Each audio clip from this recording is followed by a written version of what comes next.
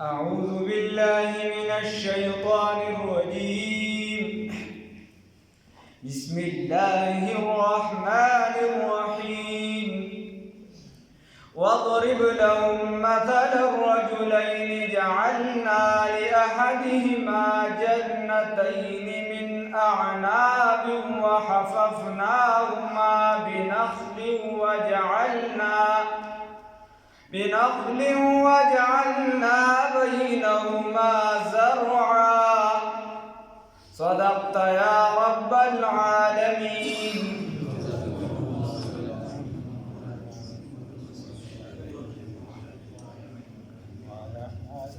اللهم بارك على محمد وعلى ال محمد كما باركت على ابراهيم وعلى ال ابراهيم انك حميد مجيد.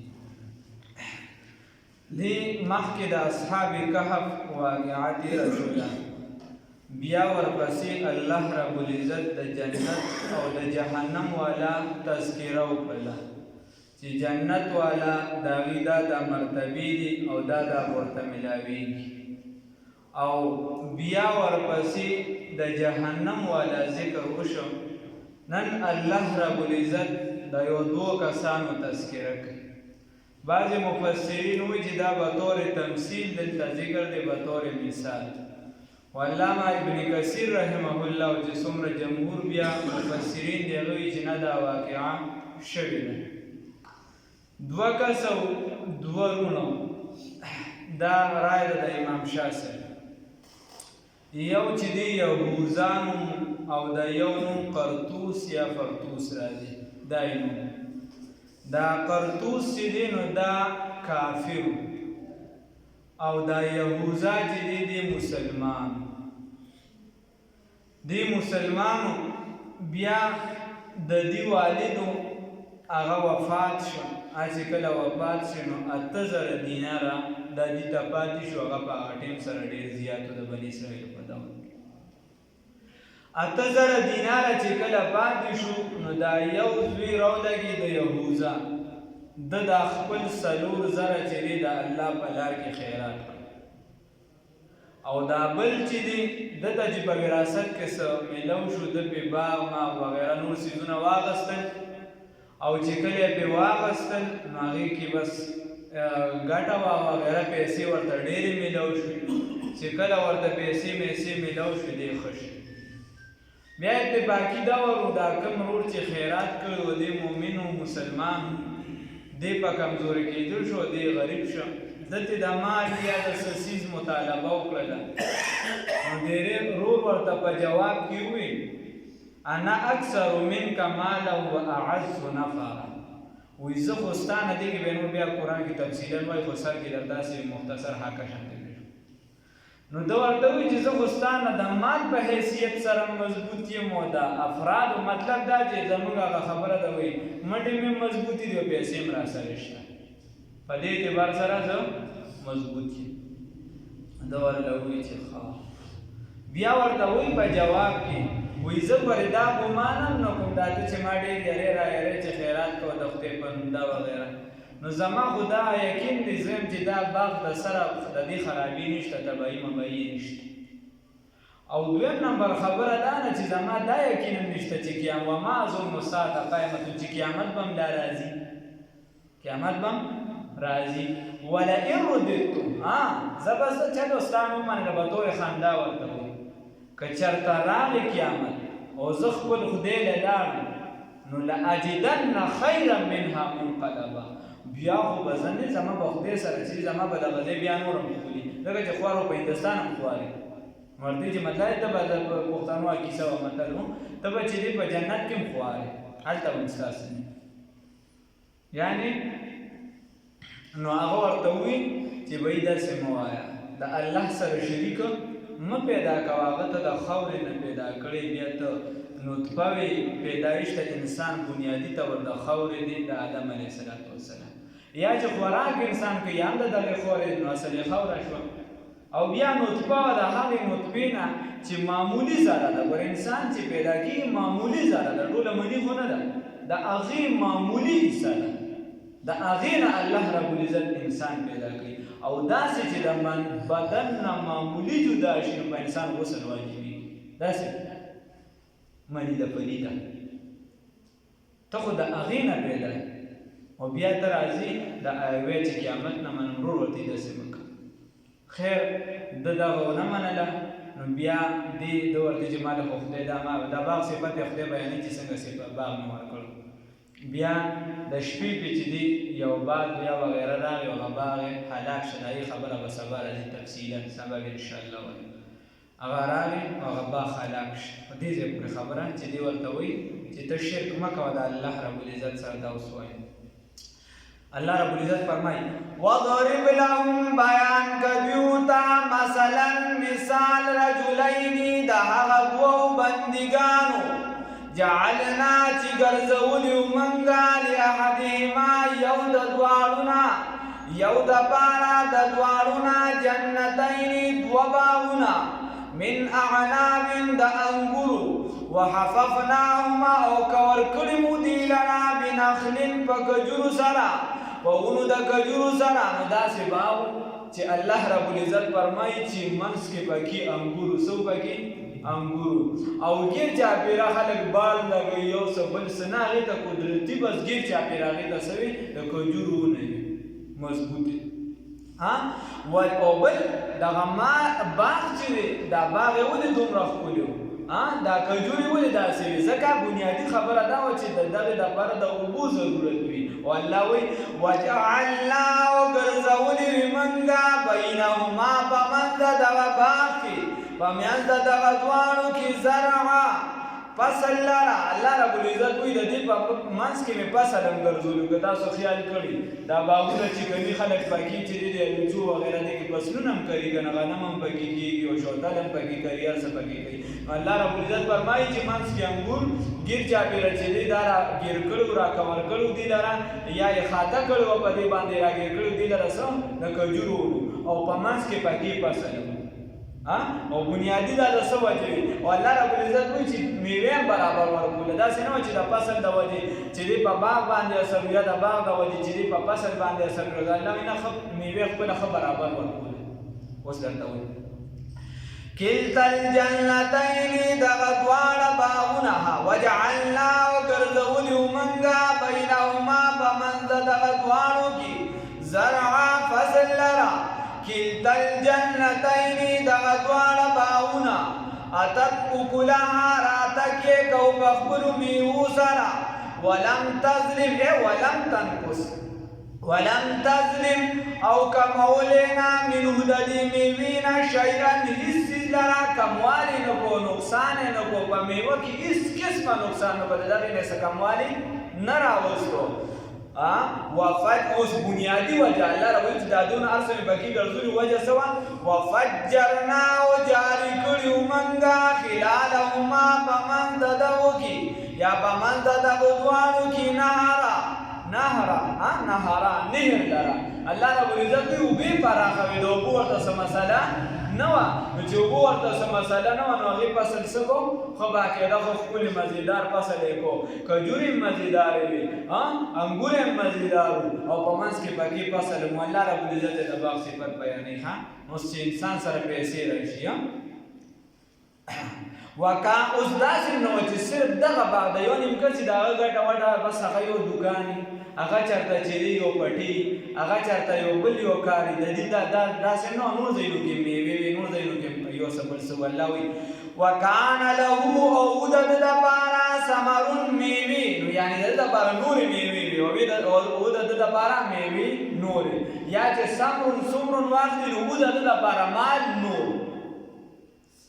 او د ده دپاره میوې نورې فقال نو وویل لصاحبه د ملګري خپل ته ورور ته یهوذا ته وویل وهو یحاوره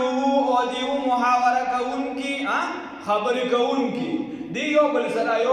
چې په مخ په مخه لګیا یعنې ډایلاګ ورته موږ وایو په نورو څه سره تعبیر کوو دی یو بل سره لګیا او دلته په معنا دی د مفاخرې د فخر په اندازې وي دا چا سره چې پیسې راشي لګي د فخر په اندازې وي هغه ته وهو یحاوره او دی په فخر سره هغه ته ویونکي انا زه اکثر منکا زیات یم ستانه مالا د مال په اعتبار سره و اعز نفرا او ډیر غالب یم د افرادو په اعتبار سره یا واعز نفرا او ډیر عزتمن یم د افرادو په اعتبار سره. الله رب العزت فرمایي چې د دې ورور ته وایي داسې د فخر په انداز باندې ښه پیسې ورسره راغلې که نه خپل ورور ته وایي چې مړه انا اکثر منکا زه خو ستا نه زیات یم ښه مالا د مال په حساب سره پیسې هم راسره ډېرې زیاتې دي. واعز نفرا او زه عزتمن یم د افرادو په اعتبار سره. نو افراد نه دي پکار یو سړی پکار ده د کار پکار ده. افرادو کې هاتو مه اقوامو کې تقدیر چې ډېر شي نو بیا ورسره چې یو بنده یې خو دا کار کړي. واعز نفرا زه وی زیات یم دا زما بچیم زیات دي زما نوکران هم زیات دي د ټولو تعبیر پې کېدی شي ښه. نو بیا اوس د غرور په انداز کې د خپل باغ ته داخل شو وایي ډېر ورته ودخل او داخل شو جنته باغ خپل ته وهو حال دا دی ظالمون چې دی زیاتې کوونکي وو لنفسه په خپل نفس باندې وهو ظالمون حال دا دی چې دی ظالم وو لنفسه په خپل ځان باندې ظلم کو کنه غرور یې کو تکبر یې کو نصیب وي. قال وویل ما اظن زه ګمان نه کوم زه دا خیال نه کوم ګمان نه کوم دا خبره نه منم ان تبیده چې هلاک بشي هذه دا باغ ابدا هیڅکله هم زما د سره دا ګمان نه دی دا خیال نه دی چې دا باغ به هم هلاکېږي د دې هلاکېدو نشته دی ورته وایي دا به همیشه ابدا تر ابده پورې وي وي دا به همیشه دپاره نو موږ سره هم چې نن سبا صحیح موږ وایو چې بهی بس دا نه ختمېدونکې دي زمانه د دې وجې الله رب العزت طرف ته توجه نه کوو دا خبره ټیک نه ده دا کار ټیک نه دی الله ته توجه پکار ده تا سره چې څه دي دا خو د سترګو په رب کې ختمېږي. موږ وایو که نه پیسې د لاس ښې دي نو دا ګوره داسې مه وایه غرور مه کوه د الله رب العزت رضا لقا محبت دا خپل کا دواړه جهانه به دې ښه وي الله دې رانصیب کړي.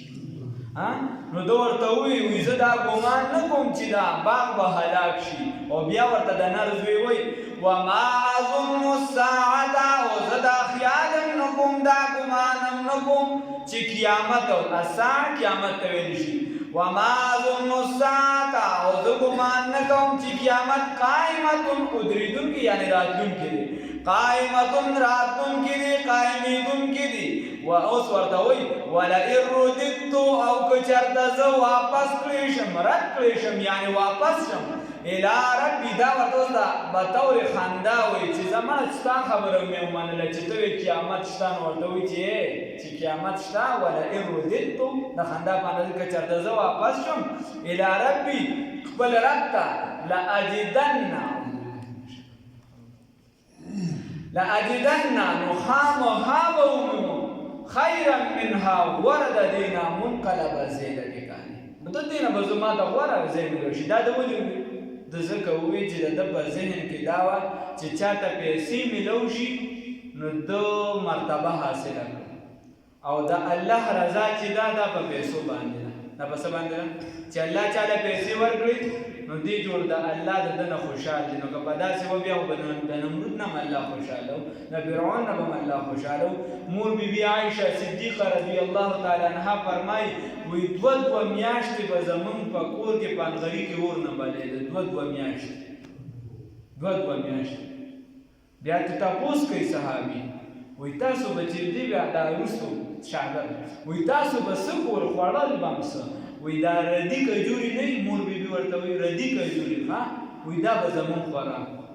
او کله ناکله به چې دی د انصارو چې دی د پیو اکرام وکړو نو هغه پی به هم څښي دا د نبي کریم صلی الله علیه وسلم خوراک خبره دا ده چې الله به موږ باندې ډېر زیات احسان کړی او خدای یې موږ ته چې کوم سهولیات دي هر بنده د ځان سره سوچ وکړي چې کوم بنده ته دې ټیم کې څه سهولیات دي فرعون سره دومره بادشاهي و هغه ته دا سهولیات نه نمرود سره هغه ته دا سهولیات سکندر اعظم د خیال وکړه هغه سره دا سهولیات نو نن وخت کې چې تا ته کوم سهولیات دي دا ته وګوره تاریخ وګوره دا د هرې زمانې ته له خدای پاک چې دی دا څومره ستا یعنې ته برداشت کولی شي د هغې مطابق الله په کارونو کې حکمت وي د هغې مطابق یې تا له سهولیت درکړي. اوس د ده په ذهن کې دا وه چې بس دا مال چې دی دا د عزت څیز دی او دا چې دی چا له الله مال ورکړو نو بس دله چې دی خدای پاک دواړه جهانه ورکړو. خندا یې کوله حالانکې داسې نه وه ما تاسو ته ووایي مور بیبي فرمایي چې دوه میاشتې به مونږ کره او ابو هریره رضی الله تعالی عنه فرمایي چې د لوږې د وجې به مې دا حال شو د لوږې د وجې چې په راپرې به وتم خلکو به راباندې خپې خودي وي ابو هریره لیونی شوي دي وي قسم دی زه به لیونی نه وم خو د لوږې د وجې به ما کې حرکت نه ما کې به د لوږې د وجې حرکت نه سیدنا ابو هریره رضی الله تعالی عنه فرمایي او رسول الله صلی الله علیه وسلم فرمایي ان الله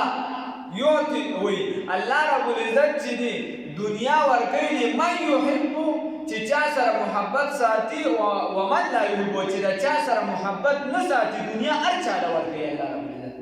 دنیا الله رب العزت هر چا له ورکوي او دین چې ان الله یعطي الدین لمن یحبو خو دین هغه چا له ورکوي چې د چا سره د الله مینه او محبت الله دې دین را نصیب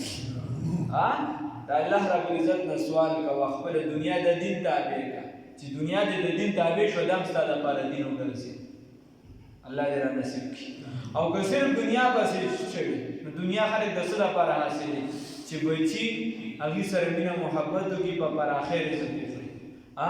کور کې چې دې جنګ جګړه دي سکون وي ارام وي دنیا خو د دې دپاره ده چې دا پکې نه وي چې د یو سړي په زندګۍ کې سکون نه وي. مثال په توګه دا غټ غټ لیډران دي خپل کلي کې په ازاده نشي ګرځېدلی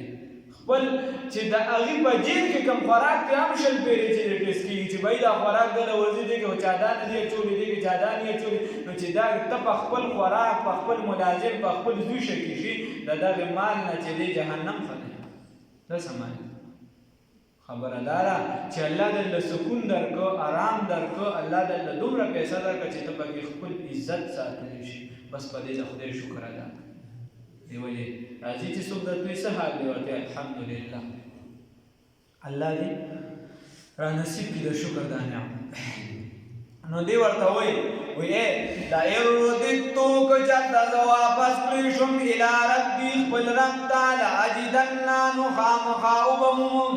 خیرا غوره من هذا دینا منقلبا زه د واپس کېدو به د دې نه بهتر ومومم. قال نو وویل اوس ورته دی بل وویل قال وویل له ده ته صاحبه هغه ملګري ده دو هغه ورور ده دو وهو حال دا دی هغه یحاوره جواب ورکوونکي و ده ته نو بره خو ده د فخر په انداز ویلي و دلته هغه جواب ورکولو ته ورته وی اکفرت آیا ته انکار وکړو بالذي د هغه ذات نه آیا ته انکار کوي د هغه ذات نه خلقک چې پیدا کړي تا لرا من تراب د خاورنا الله رب العزت موږ او تاسو زموږ اصل چې دی څوک دی سیدنا آدم علیه السلام الله د څه نه پیدا کړی دی وایه د خاورنا زموږ او تاسو مې کړی که نه موږ پرې فخر کوو الحمدلله یو کاکا وایي موږ د شادوګان نه پیدا شادو نه جوړ شوی ته به جوړې موږ خو ته نه جوړه لکه اکفرت بالذي آیات انکار کوي د هغه څه نه خلقک چې پیدا کړي دي آیات انکار کوي د هغه ذات نه چې پیدا کړي تا لرا من تراب د خاورنا ثم من نطفة بیا د نطفې نه هغه نطفه چې د بدن نه کله د هغې اخراج وشي روزي معمولي ضرب نه په انسان باندې غسل لازم شي ثم سواک رجلا نو ته چې بیا فخر پسې کې د خدای مکاتب پسې کې داسې نطفې نه پیدا ثم سواک بیا یې برابر کړه تا لره رجلا سړی بیا یې برابر کړي جوسې درله ظاهرا جوړه کړه ښکلې یې جوړ کړې سترګې یې درکړې غوږونه یې درکړه پوزه یې درکړه لاسونه یې درکړه تا او ځناور کې فرق دی په نطق سره ته کلام کې ځناور چې دی د مافي ضمیر اظهار نشي کولی ځناور کار څومره دړي زیات نه زیات چغه به وایي د مافي ضمیر اظهار نشي کولی دا نشي ویلی چې په خپه مې درد دی په خېټه مې درد دی دا چل دی هغه چل دی تا له الله رب العزت دا نطق درکړه تا د حیات الحیوان دا د حیوان ناطق وي چې ته د مافي ضمیر اظهار کوې چې وایي زما درد دی زما چې دا مسله ده زه په دې خوشحاله یم په دې باندې خفه یم دا احسان در باندې چا کړی وایه الله ثم سواک رجلا بیا برابر ک تعالی انسان سړی لیکن هوا دغه الله دغه الله ربي رب زمانه دغه زمونږ رب دی کنه څوک زمونږ رب دی وای الله زمونږ رب څوک دی الله دا چې څومره په دې نوم کې عزت دی په دې نوم کې خوان دی علما لیکي وای دا الله رب العزت نوم او د نبی کریم صلی الله علیه وسلم نوم مبارک دا داسې نومونه دي د دې نه چې ټول حرفونه لرګي یو حرف هم پاتې شي بیا هم د خپله معنی ورکوي الف تی لرګي لله خپله معنی ورکوي لام تی لرګي بیا له خپله معنی ورکوي بیا هم خپله معنی ورکوي لکه شان محمد صلی الله علیه وسلم میم تی لرګه حمد هم معنی ورکوي حمد نه ها لرګه مد هم معنی ورکوي بیا دالم دلالت کوي نو وایه څوک دی زموږ رب الله زموږ رب څوک دی الله الله دې دا کلمه چې ده په قبر کې مرایاده ساتي چې زموږ نه تپوس وشي چې مر ربک رب دې څوک دی چې موږ ورته ډایرک وایو چې الله چې راته وایي چې نبي دې څوک دی چې ډایرک ورته وایو چې محمد رسول الله صلی الله علیه وسلم چې راته وایي دین دې څه دی چې ورته وایو دین الاسلام دین هم څه دی اسلام دی نو رب مو څوک دی الله الله دې خپل محبت را نصیب کړي لیکن هو الله دا الله رب العزت ربي رب زمانه زمون د ټولو رب دی ها الحمدلله الله دې استقامت را نصیب کړي ولا اشرك وزن شریکهم بربي دا رب خپل سره احد هیڅ چاله اوس دا مسلمان ورته وای کمزوري دی ګوره ورته چې طلب کول وګوره چې خبره د عقیدې رااله خبره د میدان رااله سبا ورته وای لیکن هو الله ټول وای دغه الله ربي رب زمانه و اے دغه الله د چا رب دی ربي رب زمانه ولا اشرك او زن شریکهم بربي د رب پر سره احد هیڅ چاله نو الله رب العزت زمون رب دی الله رب العزت دې استقامت را نصیب